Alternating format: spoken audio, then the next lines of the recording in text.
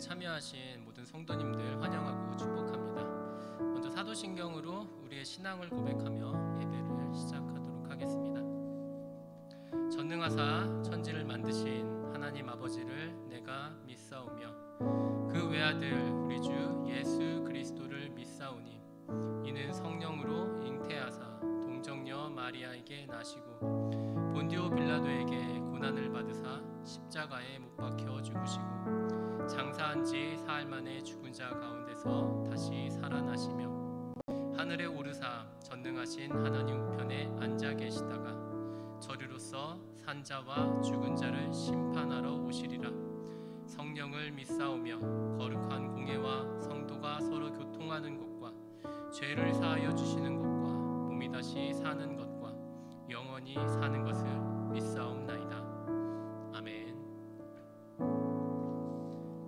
우리 함께 주님의 선물이란 찬양으로 은혜 하나님께 영광을 돌리는 시간 갖도록 하겠습니다.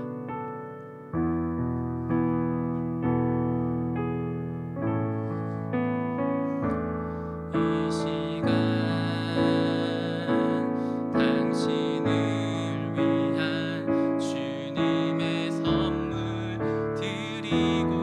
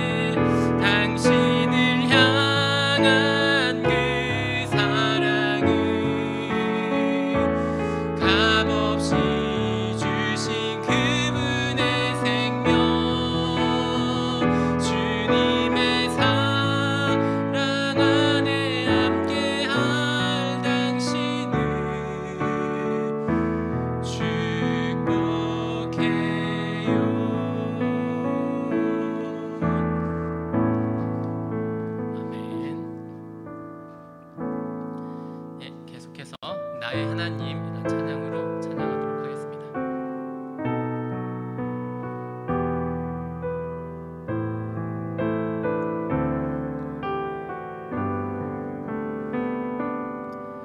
나의 하나님 그 크신 사랑 나의 마음속에 언제나 슬픈 눈물 지을 때 나의 힘이 되시는 나의 영원하신 하나님 나의 구원의 반석 나의 생명의 주인 나의 사랑의 노래 실패하여 지칠 때 나의 위로 되시는 나의 하나님을 찬양해 세월이 지나도 변치 않으리 내가 주를 사랑하는 마음 즐거운 날이나 때론 슬픈 날이나 모두 하나님을 사랑합시다. 세월이 지나도 비바람 불어도 모두 하나님을 사랑합시다. 나의 하나님 그 크신 사랑 나의 마음속에 언제나 슬픈 눈물 지을 때 나의 힘이 되시는 나의 영원하신 하나님 나의 구원의 반석 나의 생명의 주인 나의 사랑의 노래 실패하여 지칠 때 나의 위로 되시는 나의 하나님을 찬양해 세월이 지나도 변치 않으리 내가 주를 사랑하는 마음 외로운 밤이나 험한 골짜기라도 나의 하나님은 동행하시니 내 영혼 언제나 하나님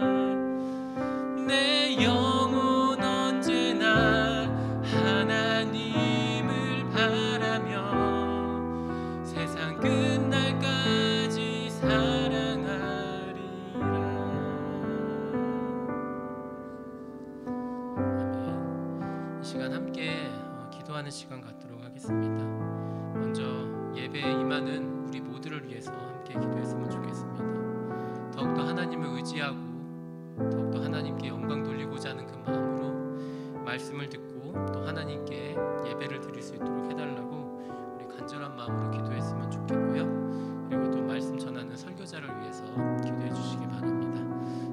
하나님의 말씀을 그 있는 그대로, 그 능력 그대로 온전히 전할 수 있도록 성령님께서 도와달라고 함께 기도하도록 하겠습니다. 함께 기도하겠습니다. 거룩하고 자비하신 하나님 아버지, 오늘도 저희들에게 예배할 수 있는 시간을 허락해 주시고 또 하나님께 찬양을 드리고 또 말씀을 듣고 또 하나님께 영광을 돌릴 수 있는 시간을 주신 것을 감사드립니다. 저희들이 더욱더 간절한 마음으로 하나님을 의지하고 또 겸손한 마음으로 하나님을 따를 수 있는 사람들이 되기를 원합니다. 하나님의 말씀을 들을 때 더욱더 하나님을 알기를 원하며 하나님의 뜻을 알기를 원하는 그 마음으로 말씀을 듣는 시간에 임할 수 있도록 인도해 주시고 더욱더 겸손하고 간절한 마음으로 주의 말씀을 깨달아 주님께서 원하시는 하나님께 영광을 돌려드리는 합당한 삶을 사는 저희들이 될 수 있도록 인도해 주시옵소서. 또 말씀을 전하는 설교자를 위해서 또 기도합니다.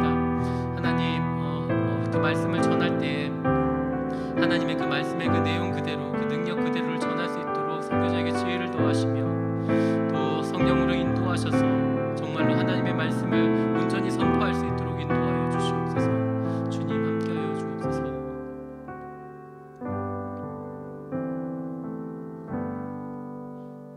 함께 말씀 보도록 하겠습니다. 오늘 저희가 함께 볼 말씀은 신약 누가복음 1장 13절에서 17절 말씀입니다. 신약 누가복음 1장 13절에서 17절 말씀입니다. 제가 대신해서 본문 전체 읽도록 하겠습니다. 천사가 그에게 이르되 사가랴여 무서워하지 말라. 너의 간구함이 들린지라. 내 아내 엘리사벳이 내게 아들을 낳아주리니 그 이름을 요한이라 하라.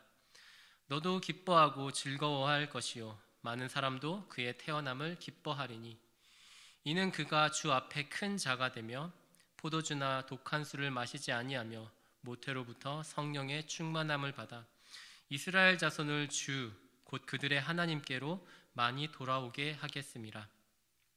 그가 또 엘리야의 심령과 능력으로 주 앞에 먼저 와서 아버지의 마음을 자식에게 거스르는 자를 의인의 슬기에 돌아오게 하고 주를 위하여 세운 백성을 준비하리라.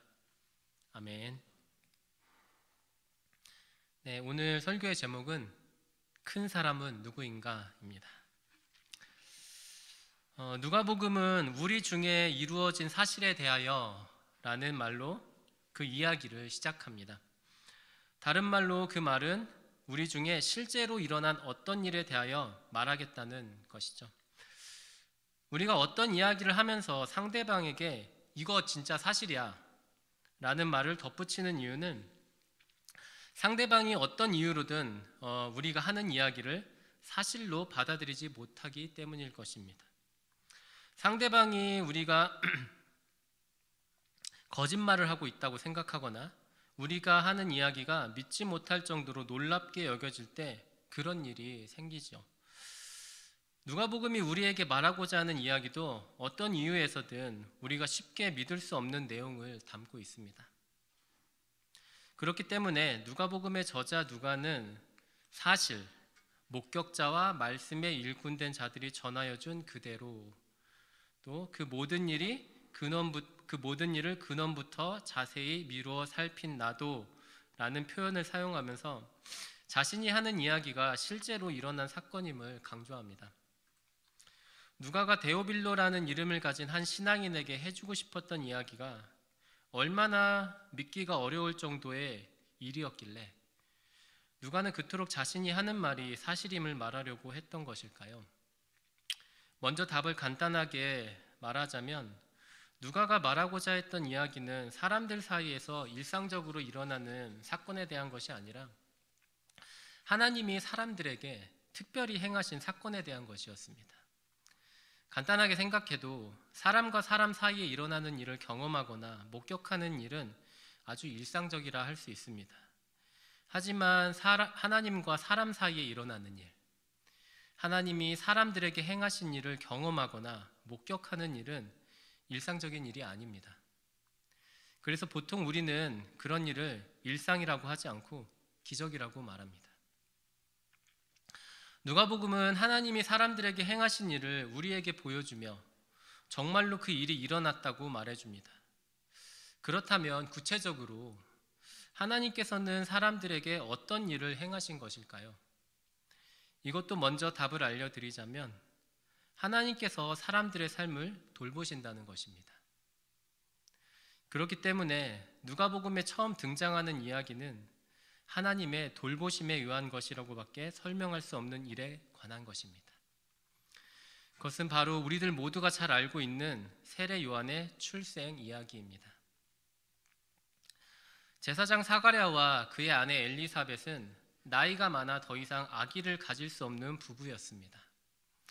성경에는 자세한 기록이 없지만 그들은 결혼을 하고 오랫동안 아기를 갖기를 바래왔을 것입니다. 하지만 그들은 오랜 시간 동안 아기를 갖지 못했고 이제는 나이가 너무 많아서 아기를 가질 수 있다는 희망을 버려야 했습니다. 그런데 그런 그들에게 엄청난 기적이 일어납니다. 바로 아이를 갖게 된 것이죠. 사가랴와 엘리사벳은 하나님의 도움이 아니고서는 아기를 절대로 가질 수 없는 상황에 있었습니다. 다른 말로 그들은 하나님의 도움이 간절히 필요한 상황에 있었던 사람들입니다. 사람의 힘으로는 해결할 수 없는 상황에 이른 만큼 그들은 하나님과 사람의 차이가 얼마나 큰 것인가를 깨닫고 하나님 앞에 더욱 겸손할 수밖에 없었을 것입니다. 누가복음에 기록된 제사장 사가랴와 그의 아내 엘리사벳에 대한 평가는 다음과 같습니다. 이 두 사람이 하나님 앞에 의인이니 주의 모든 계명과 규례대로 흠이 없이 행하더라. 말 그대로 이 두 사람은 하나님께 온전히 순종했던 사람들이었습니다. 하나님께 온전히 순종한다는 것은 하나님은 하늘에 계시고 사람은 땅에 있다는 사실을 인정하고 두려워하는 마음을 가지고 있다는 것을 보여줍니다. 하나님을 경외했다는 말이죠. 그리고 그러한 마음가짐은 성소에서 분향을 하는 사가랴의 모습에서도 나타납니다. 누가복음은 사가랴의 분향을, 그러니까 향을 피우는 것을 말합니다. 이 분향하는 것을 제사장으로서의 일상적인 업무 정도로 간단하게 설명합니다. 하지만 당시 성소에서 제사장이 행했던 분향이 갖고 있었던 무게감은 엄청나게 컸습니다. 목숨을 담보하는 일이었기 때문입니다. 이 분향을 제대로 하느냐, 그렇지 않느냐에 따라 제사장의 생사가 갈렸습니다.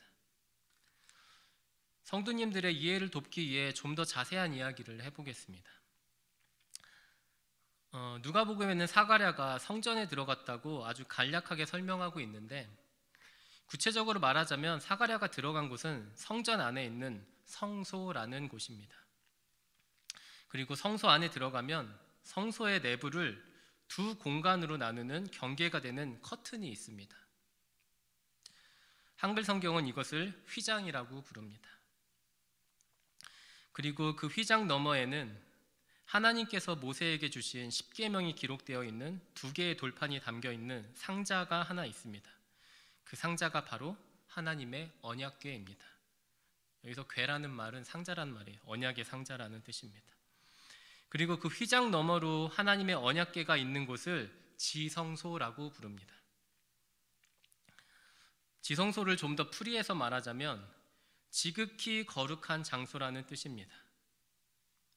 정리하자면 성소는 크게 두 공간으로 나뉘는데 제사장이 그곳에 처음 들어가는 입구 쪽에서 가운데 휘장이 있는 곳까지가 성소이고 그 휘장 너머 하나님의 언약궤가 있는 공간이 지성소입니다. 그러면 분향단, 그 향을 피우는 그 분향단은 어디에 있을까요? 향이 피어오르는 그 항아리 같은 거 말입니다. 지성소에는 하나님의 언약궤만 있으니까 당연히 성소에 있는 것이겠죠. 방금 전에 제가 지성소의 뜻을 풀어서 말씀드렸었죠. 지성소는 지극히 거룩한 장소라고 말입니다. 그러면 성소는 무슨 뜻일까요? 그냥 거룩한 장소입니다. 그러면 성소 안에 지성소가 있다는 말은 거룩한 장소 안에 더 거룩한 장소가 있다는 말인데, 지성소를 거룩한 장소라고 말하는 이유는 무엇일까요? 그것은 하나님께서 특별히 이 땅에 임재하셔서 사람들의 간구를 들으시고 자신의 뜻을 말씀하시는 장소가 바로 지성소였기 때문입니다. 쉽게 얘기해서 하나님이 직접 임하시는 장소가 바로 지성소였습니다. 하지만 아무나 지성소에 들어가서 하나님께 직접 자신의 간구를 말씀드리거나 하나님의 말씀을 들을 수 있는 것은 아니었습니다. 하나님께서 지성소에 들어오라고 특별히 허락한 사람들만 그렇게 할 수 있었습니다. 그러한 특별한 허락을 받은 사람들 중 한 부류가 제사장이었습니다. 그리고 제사장이 지성소에 들어가기 전에 해야 할 일이 있었습니다. 모든 사람은 하나님 앞에서 완전하지 않기 때문에 기본적으로 하나님의 심판의 대상입니다. 만약 어떤 사람이 하나님을 직접 뵙게 된다면 그는 하나님의 심판을 피할 수가 없을 것입니다. 그래서 하나님과 사람 사이에는 가림막이 필요했습니다. 하나님의 언약궤가 있는 공간이 휘장에 가려져 있는 것도 바로 그 이유 때문이었습니다. 그리고 그러한 가림막은 하나님이 비록 사람들과 대면하여 만나주시지만 결코 사람이 하나님과 같은 위치에 있는 존재가 아님을 확인시켜주는 역할을 한 것입니다. 그런데 제사장이 지성소로 들어가려면 그곳을 가리고 있던 휘장을 제치고 들어가야 합니다. 그러면 하나님과 제사장 사이의 가림막이 없어지는 상황이 생겨버리죠. 그래서 휘장을 대신할 무언가가 필요한데 그것이 바로 분향단에서 나오는 연기입니다. 제사장은 지성소에 들어갈 때 성소에 있는 분향단에서 나오는 연기를 손에 모아가지고 지성소로 들어가야 했습니다. 제사장은 그 연기로 하나님의 언약궤와 자기 사이에 가림막을 만들어야 했던 것입니다. 만약 그 일을 제대로 하지 않는다면 제사장은 그 자리에서 목숨을 잃었습니다. 나중에 시간이 나시면 구약 레위기 16장 11절에서 13절의 말씀을 보시면 제가 말씀드린 이야기가 어떤 뜻인지 알게 되실 것입니다. 설명이 좀 길었지만 이것이 사가랴가 했던 분향의 의미입니다. 비록 하나님께서는 우리의 간구를 들어주시는 분이시지만 그분은 우리가 함부로 대할 수 없는 지극히 높으신 분이라는 것을 분명하고 겸손하게 인식하는 뜻에서 이루어지는 것이 성소에서의 분향이었습니다.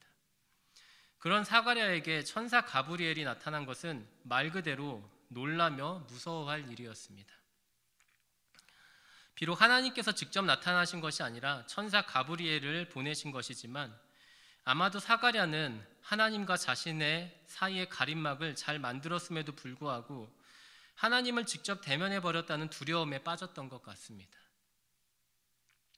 떨고 있던 사가랴에게 천사 가브리엘은 무서워하지 말라고 말하며 그의 간구가 하나님께 들렸다고 말해줍니다. 이 장면은 앞으로 하나님께서 사람들을 어떤 방식으로 대하실지를 보여줍니다. 예전에는 사람에게 찾아오실 때 하나님과 사람의 차이를 확실히 인식시키기 위해 가림막을 사용하셨다면 이제는 더 가깝고 친밀한 방식으로 사람들을 돌보시겠다는 하나님의 뜻이 있었던 것입니다. 그리고 하나님은 사람의 힘으로는 절대로 가능하지 않은 일을 행하심으로써 하나님께서 정말로 사람들과 가까이 하시며 그들을 돌보신다는 것을 보여주십니다. 그것은 바로 오랜 시간 아기를 갖지 못하고 이제는 나이가 많아 더 이상 아기를 가질 희망조차 없었던 사가랴와 엘리사벳이 아기를 갖게 하시는 일이었습니다. 그리고 그렇게 태어난 아기가 바로 세례 요한이었습니다. 세례 요한의 출생 자체가 하나님이 사람들과 아주 가까이에 계시며 그들의 삶을 돌보신다는 사실을 보여줍니다. 먼저는 그의 출생을 통하여 그의 부모님에게 하나님이 그들과 아주 가까이 계시며 그들의 삶을 돌보신다는 것을 보여주었고 나중에 성인이 되어서도 동일한 사실을 사람들에게 알리는 일을 하게 됩니다. 그는 그의 평생 동안 하나님께서 사람들의 삶을 돌보시기 위해 가까이 오실 것을 말하며 그분이 그들과 함께 하시기에 합당한 회개를 하라고 가르쳤습니다. 그것이 죽음에 처한 인간이 영원한 생명의 길로 갈 수 있는 유일한 길이었기 때문입니다.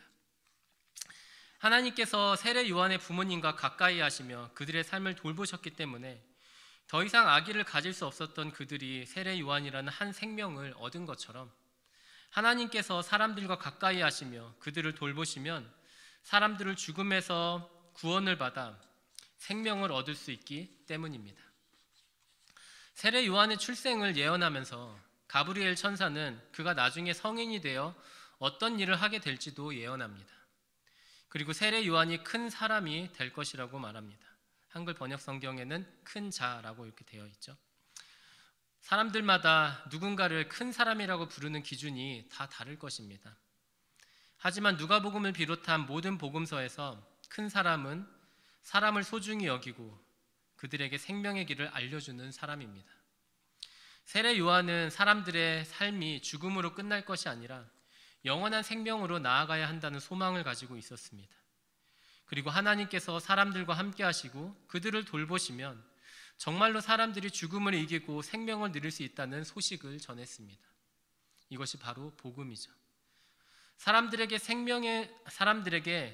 생명의 길을 알려주는 사람, 그 사람이 정말로 큰 사람입니다. 누가복음 1장에는 세례 요한처럼 큰 사람이 될 것이라는 예언을 받은 또 다른 사람이 소개됩니다. 그 사람은 바로 예수님입니다. 우리 모두가 아는 바와 같이 예수님은 사람들에게 생명의 길을 알려주시기 위해 이 땅에 오신 하나님이십니다.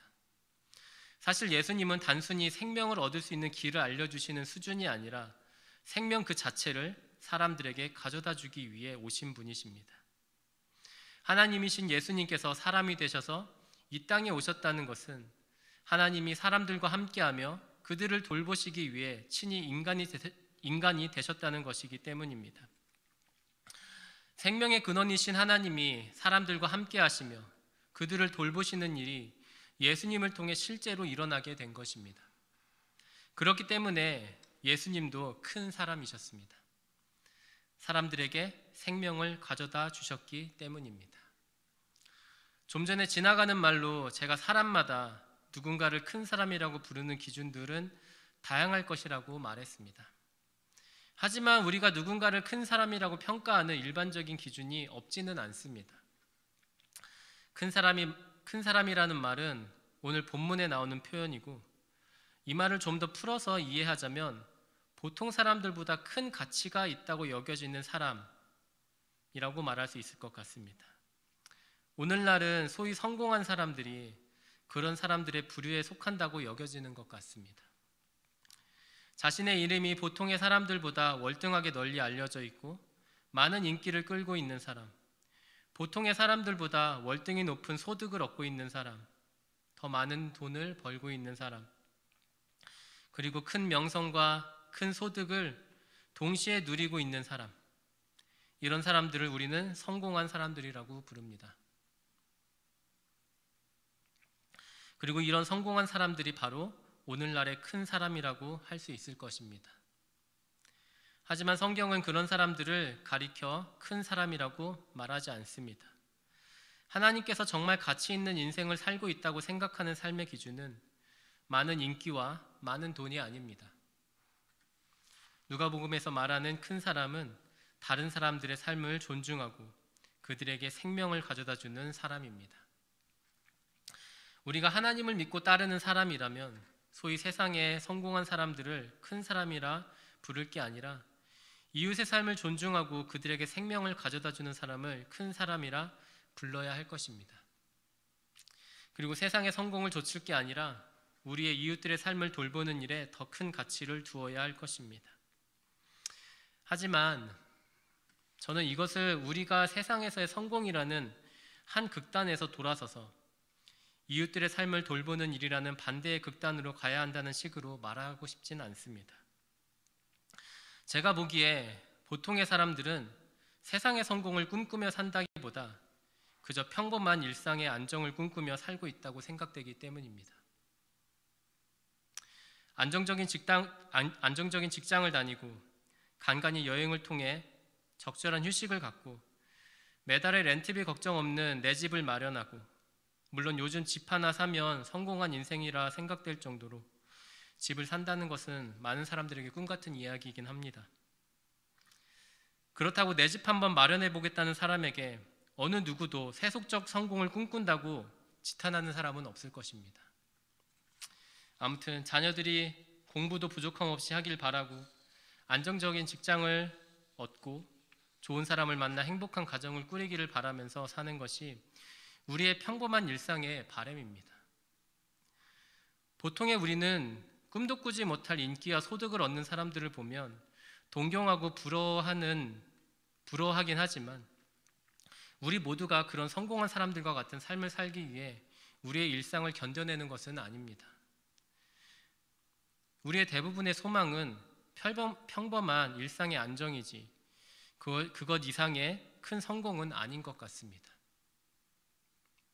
그런 면에서 우리는 그렇게 세속적인 사람들은 아니라고 할 수 있습니다. 하지만 우리가 큰 성공을 꿈꾸지 않는다고 해서 우리의 시선이 저절로 이웃들의 삶을 향하고 있는 것은 아닙니다. 나 자신과 나의 가족을 넘어 이웃들의 삶을 돌봐야 할 책임은 보통 사람들보다 더 큰 성공을 꿈꾸는 세속적인 사람들에게만 돌려져야 할 일이 아닙니다. 큰 욕심 없이 평범한 일상을 꿈꾸며 사는 것이 세속적이다, 속물이다라는 식의 평가에 대해서 자유로울 수는 있지만 이웃을 돌보지 않는 것에 대한 책임에 대해서 우리에게 면죄부를 주는 것은 아닙니다. 저는 큰 사람에 대한 오해에 대하여 또 다른 경우를 말씀드리고 싶습니다. 그것은 소위 영적인 수행이나 신앙적 활동을 많이 하는 사람들을 큰 사람으로 생각하는 경향입니다. 어떤 분들은 세례 요한이 큰 사람이라는 사실을 그의 기적적인 출생, 그의 앞으로의 삶이 이미 구약에 예언되어 있었다는 것, 또 날 때부터 하나님께 거룩하게 바쳐진 나실인이었다는 것 등에 연결을 시키십니다. 그것들은 모두 하나같이 아주 특별한 영적인 경험들이죠. 그래서 그런 생각을 가진 분들은 보통 교회에서 큰 사람을 논할 때 영적인 수행이나 신앙적 활동을 중요한 기준으로 내세웁니다. 하루에 기도를 몇 시간 하는지, 교회가 정한 예배에 얼마나 참여하는지, 성경을 읽고 공부하는 일을 얼마나 많이 하는지 등이 큰 사람으로 인정할지 안 할지의 기준이 됩니다. 저는 그것이 아주 틀린 얘기라고 생각하지는 않습니다. 하지만 그러한 영적 수행과 신앙적 활동들의 목적이 그저 영적으로 특별한 사람이 되는 것에 있다면 문제가 있다고 생각합니다. 우리가 성경을 읽고 기도를 드리고 예배를 드리는 이유는 사람들과 가까이 계시며 그들을 돌보심을 통하여 생명의 복을 내려주시는 하나님을 본받아 그분과 같이 모든 사람들의 생명을 존중하고 돌보는 사람으로 성장해 나가기 위함입니다. 여러 가지 영적인 수행과 신앙적 활동에 참여했음에도 불구하고 이웃을 사랑하는 일에 있어서는 전혀 성장하지 않았다면 그 사람은 큰 사람이라고 할 수 없습니다. 모두 복음서의 내용을 어느 정도 아시리라 생각됩니다. 당시 예수님과 세례 요한의 주된 비판의 대상들은 소위 영적 수행과 신앙적 활동에 열심히 참여하고 있었던 사람들이었습니다. 자신들만이 하나님의 백성이라고 자부하며 다른 외국인들을 이방인이라 부르며 혐오하고 차별했던 이스라엘 사람들, 하나님과 성경에 대하여 누구보다도 많이 알고 있다고 자부하던 이스라엘의 많은 지도자들, 이들 모두의 공통점은 사람이 죽는다는 사실에 대한 진지한 고민도 없고 이웃들의 삶을 존중하고 돌보는 일에는 큰 관심이 없었다는 것에 있었습니다. 모두 잘 아시는 대로 세례 요한은 사람이 살기에는 척박한 광야에서 야인처럼 살았습니다. 단순하게 생각하면 세례 요한은 세속적인 모든 것과 단절하고 오직 영적인 일에만 몰두하기 위해 광야에서의 삶을 선택했다고 말할 수 있을 것입니다. 하지만 세례 요한의 광야 생활은 그런 이유 때문만은 아니라고 생각됩니다. 광야에서 산다는 것은 정말로 척박한 환경에서 정말 생명이 위협받는 환경에서 살고 있다는 것이기 때문입니다. 광야는 생명보다는 죽음에 가까운 곳이라고 할 수 있습니다. 그렇기 때문에 세례 요한에게 광야는 인간이 지은 죄와 그것으로 인해 인간이 처하게 된 죽음의 저주를 묵상하기에 최적의 장소가 되었습니다. 세례 요한은 모든 사람들이 죽음의 심판을 받게 되는 것을 진지하게 생각하고 아파했습니다. 보통의 사람들은 자기가 아직 죽을 때가 되지 않았다고 생각하면 자신의 죽음에 대하여 진지하게 생각하거나 어떤 두려움이나 슬픔을 갖지 않습니다. 다른 사람의 죽음이 아니라 자기 자신의 죽음인데도 말입니다. 그런데 세례 요한은 죽게 될 당사자보다도 그의 죽음을 걱정하며 아파하는 마음으로 사람들에게 다가갔습니다. 어떤 화려한 도시에서든 세례 요한의 눈에 보였던 것은 사람들의 임박한 죽음뿐이었습니다. 아마도 그에게는 어느 곳이든 광야와 다를 것이 없었을 것입니다. 이 세상의 어떤 곳도 사람들이 죽음을 피할 수 있는 길을 제공하지 않으니까요. 그렇게 세례 요한은 사람들이 처한 가장 본질적이고 어두운 문제를 진심으로 걱정하며 그들을 돕고자 했던 것입니다. 그러한 세례 요한 때문에 많은 사람들이 광야에 몰려들었습니다. 사람들이 살기에 위험하고 척박하기만 하며 생명보다는 죽음에 가까운 광야에 몰려들었던 것이죠. 그곳에는 누구보다도 자신들의 삶을 걱정하며 생명의 길을 알려주고자 했던 큰 사람, 세례 요한이 있었기 때문입니다. 사실 세례 요한에 대한 성경의 기록이 짧기 때문에 우리는 그에 대한 아주 단편적인 생각을 가지고 있습니다. 거친 광야에서 각 사람들의 죄를 서슴없이 지적하고 회개할 것을 불같이 명하는 사람으로만 말입니다. 하지만 저는 세례 요한의 사역은 죽음에 처한 사람들에 대한 깊은 긍휼과 자비에서 시작되었다고 생각합니다. 그의 외침이 거칠고 강했기 때문이 아니라 사람들의 삶을 존중하고 돌보자 했던 마음이 너무나 뜨거웠기 때문에 불같은 사람이었다고 평가되어야 한다고 생각합니다. 세례 요한이 태어난 지 얼마 안 되었을 때 그의 아버지 사가랴는 성령의 충만함을 받아 그가 어떠한 삶을 살지에 대한 예언을 하게 됩니다. 우리는 그 예언을 통하여 세례 요한이 사람들이 죽음에 처한 현실을 아파하며 그들의 삶에 생명이 가득하기를 소망하며 사역에 힘썼다는 것을 짐작할 수 있습니다. 누가복음 1장 76절에서 79절의 말씀입니다. 이 아이여, 내가 지극히 높으신 이의 선지자라 일컬음을 받고 주 앞에 앞서가서 그 길을 준비하며 주의 백성에게 그 죄사함으로 말미암는 구원을 알게 하리니 이는 우리 하나님의 긍휼로 인함이라. 이로써 돋는 해가 위로부터 우리에게 임하여 어둠과 죽음의 그늘에 앉은 자에게 비치고 우리 발을 평강의 길로 인도하시리로다. 아멘. 우리는 뉴스나 주변 사람들에게 전해 들은 이야기를 통해서 누가 어떤 일로 피해를 봤다거나 다쳤다거나 죽었다는 등의 안타까운 일들을 종종 듣게 됩니다.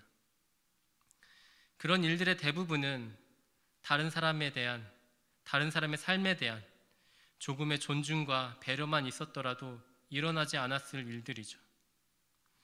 만약 우리가 삶의 작은 부분에서라도 모든 사람의 삶을 소중히 여기시는 하나님의 선하심을 따라 이웃의 삶을 배려하고 돕고 있다면 저는 그런 분들이 바로 하나님이 인정하시는 큰 사람이라고 생각합니다. 이웃에 대한 그 작은 배려와 도움 덕분에 누군가의 삶이 평안에 이르게 되었기 때문입니다. 그리고 그것을 통하여 하나님께서 영광을 받으셨기 때문입니다. 함께 기도하겠습니다. 먼저 오늘 들은 말씀을 우리 마음과 삶에 새기길 바라면서 함께 기도하는 시간을 갖도록 하겠습니다. 우리가 사람들의 삶을 소중히 여기시며 돌보시는 하나님의 선하심을 닮아가게 해달라고 기도하기를 원합니다. 그리고 우리가 나 자신과 나의 가족을 넘어 이웃들의 삶을 돌아볼 줄 아는 사람들이 되게 해달라고 기도하길 원합니다. 또 하나님의 돌보심의 은혜를 아직 알지 못하는 이웃들을 긍휼히 여기고 그들에게 생명의 길을 알려주는 우리가 되게 해달라고 간절하게 기도했으면 좋겠습니다. 저희들의 이러한 기도를 통하여서 언제나처럼 어두운 이 세상이 조금이라도 밝아질 수 있도록 해달라고 우리 간절한 마음으로 기도했으면 좋겠습니다. 기도하겠습니다. 거룩하고 자비하신 하나님 아버지, 감사드립니다.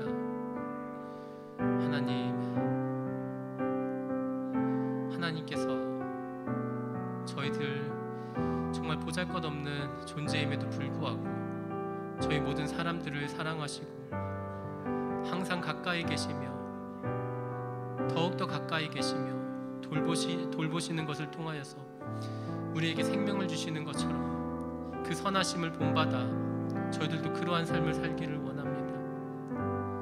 사람들에게 생명을 전하는 사람들이 될 수 있도록 인도해 주시옵소서. 이웃들의 삶을 귀히 여기고 나의 삶만큼 귀히 여기고 또 나의 가족의 삶만큼 귀히 여기는 저희들이 될 수 있도록 인도해 주시옵소서. 하나님께서 사랑하시는 사람들이라는 것을 기억하며 저희들이 우리의 이웃들을 잘 돌보며 도울 수 있도록 인도해 주시옵소서. 오 하나님 아버지, 언제나 그랬듯이 세상에는 정말로 어둡고 슬픈 이야기들이 전해집니다. 어떤 일로 인하여서 누군가가 다쳤다 그러고 누군가가 목숨을 잃었다 그러고 누군가가 큰 피해를 보았다는 말을 자꾸만 듣습니다. 하나님 아버지, 그 모든 일들이 정말 우리의 마음속에 이웃을 돌보고자 하는 마음, 이웃의 생명을 소중히 여기는 마음이 조금이라도 있었더라면 그런 일들은 일어나지 않았을 텐데 이 세상은 너무나도 어둡기만 합니다. 하나님, 저희들이 하나님의 백성으로서 하나님의 선하심으로 인하여서 은혜를 받고 생명을 얻은 사람들로서 또 그 선하심을 본받아 나아가야 될 사람들로서 이 세상에, 이 어두운 세상에, 죽음으로 가득한 이 세상에 생명을 전하고 빛을 전하는 사람들이 될 수 있도록 인도해 주시옵소서. 주님 함께하여 주옵소서. 계속해서 저희 교회 합심 기도 제목을 가지고 기도하도록 하겠습니다. 기도 제목은 총 3가지입니다. 첫 번째는 예배와 교회의 모든 사역들이 정상화될 수 있도록 기도로 준비하게 하시며 또 모임 숫자 제한이 속히 풀려질 수 있도록 해달라고 함께 기도했으면 좋겠습니다. 두 번째는 대면 예배 중에 감염의 사태가 일어나지 않도록 늘 지켜주시며 또 매주일 하나님의 은혜를 누리는 예배가 되게 해달라고 기도했으면 좋겠고요. 마지막 3번째로 교회 학교도 속히 회복되게 해주셔서 유초등부와 중고등부 또 청년부가 모이기에 힘쓰고 또 이것을 통하여 성장해가는 은혜를 달라고 우리 간절한 마음으로 기도했으면 좋겠습니다. 함께 기도하겠습니다. 거룩하고 자비하신 하나님 아버지, 감사합니다. 저희들이 합심 기도 제목으로 하나님께 간구를 드립니다. 예배와 교회의 모든 사역들이 정상화되기를 원합니다. 속히 이 힘든 시기가 잘 풀리고 또 모든 경제적인 어려움들도 잘 해결이 되어서 평안하고 또 안전한 상황에서 우리들이 함께 모여 예배할 수 있도록 인도해 주시옵소서. 정말 이러한 날에 속히 오고 또 더욱더 하나님께 함께 모여 교제를 나누며 귀한 예배를 드리는 날을 기대하며 이 날을 기도로 준비할 수 있도록 인도해 주시옵소서. 그리고 모임 숫자 제한도 속히 풀려서 이제는 모든 성도들이 함께 모여 예배를 하며 또 귀한 교제를 나눌 수 있도록 인도해 주시옵소서. 오 하나님 아버지, 저희들이 지금 대면 예배를 다시 새롭게 시작하였습니다. 정말 대면 예배 중에 감염의 사태가 일어나지 않도록 저희 모두를 지켜주시고 또 모든 교회들을 지켜주시기를 원합니다. 그리고 매주일 하나님의 은혜를 누리는 저희들의 예배가 되기를 원합니다. 하나님의 백성으로서 하나님의 은혜가 아니면 하나님을 의지하지 않고서는 살 수 없음을 매일같이 매주 고백을 드리며 또 예배 시간에 그것을 다시 한번 새기며 하나님께 감사함의 영광을 돌려드리는 저희들이 될 수 있도록 인도해 주시옵소서. 또 교회 학교 또한 속히 회복될 수 있도록 교회 학교의 모임도 속히 회복되기를 원합니다. 중초등부 또 중고등부 또 청년부가 모이기에 힘쓰고 또 이것을 통하여서 모든 학생들이 성숙해가고 또 자라갈 수 있도록 인도해 주시옵소서. 하나님 아버지, 정말 저희 교회가 다음 세대를 더욱더 걱정하며 또 그들을 위해 말씀을 더욱더 바르게 가르치고 또 사랑으로 섬기기를 원합니다. 하나님, 이 모든 것들을 위해서 저희들에게 평안함을 허락해 주시며 속히 더욱더 잘 모일 수 있는 환경을 허락해 주옵소서. 주님 함께하여 주옵소서. 거룩하고 자비하신 하나님 아버지, 감사를 드립니다. 저희들이 드린 기도가 오직 하나님 나라의 영광을 위하여서 다 이루어지기를 원합니다. 하나님 아버지여, 함께하여 주시옵소서. 또 모든 성도들이 굉장히 많이 힘든 상황 가운데 있습니다. 코로나 바이러스로 인하여서 건강상의 위험도 있지만 또 경제적으로도 너무나도 힘들고 어려운 상황에 처해 있는 분들이 많이 있습니다. 아버지여, 우리 모든 성도들 또 모든 이웃들에게 은혜를 내려주시며 평안을 허락해 주시기를 원합니다. 그리고 또 그 평안한 가운데 저희들이 또 예배에도 잘 참여하기를 원합니다. 오 하나님, 모든 제한들이 잘 풀려갈 수 있도록, 모든 어려움들이 잘 해결될 수 있도록 인도해 주시옵소서. 그리하여서 저희들이 하나님께 함께 모여 예배하고 또 성도 간의 귀한 교제를 통하여서 서로에게 힘이 되고 또 서로에게 기쁨이 되는 귀한 시간을 가질 수 있도록 인도해 주시옵소서. 이 모든 말씀 예수님의 이름으로 기도합니다. 아멘. 주님께서 가르쳐 주신 기도로 기도하고 마치도록 하겠습니다. 하늘에 계신 우리 아버지여, 이름이 거룩히 여김을 받으시오며 나라의 임하옵시며 뜻이 하늘에서 이룬 것 같이 땅에서도 이루어지이다. 오늘날 우리에게 일용할 양식을 주옵시고 우리가 우리에게 죄 지은 자를 사하여 준 것 같이 우리의 죄를 사하여 주옵시고 우리를 시험에 들게 하지 마옵시고 다만 악에서 구하옵소서. 대개 나라와 권세와 영광이 아버지께 영원히 있사옵나이다. 아멘.